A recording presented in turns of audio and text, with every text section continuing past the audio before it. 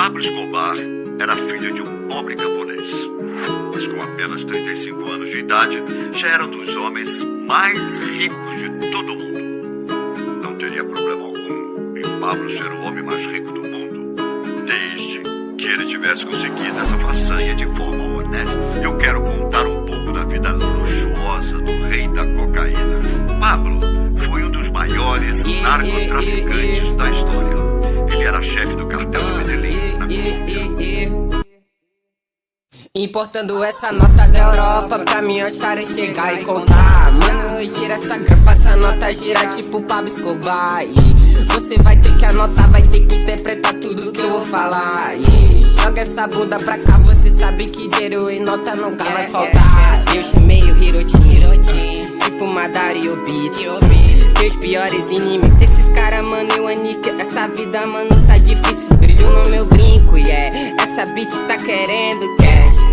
Grito no cap, quer minhas vestes, quer dinheiro, então investe. Nessa pussy eu joguei meu reneganca.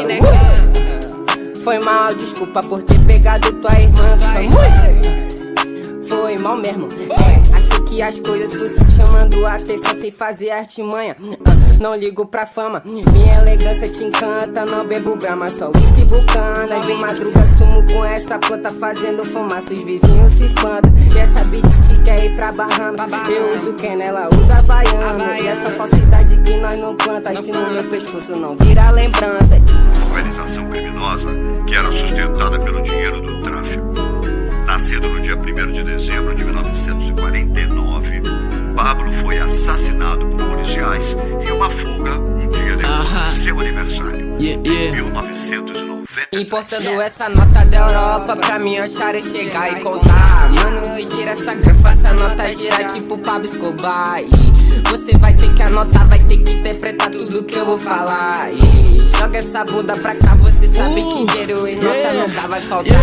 Olha o Hiroto, eu sou o rei da cocaína, mas ela só me quis porque meu som toca na esquina. Ela fica louca, chapada de cocaína.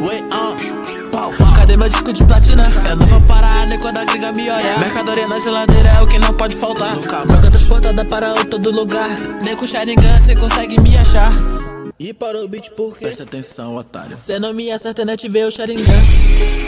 Foi mal, desculpa por ter pegado tua irmã.